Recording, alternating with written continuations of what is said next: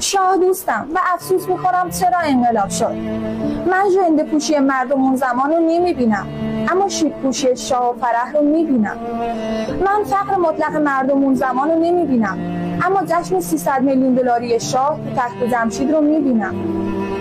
من بیسوادی مردم اون زمان رو نمیبینم، اما انگلیسی صحبت کردن شاه رو میبینم.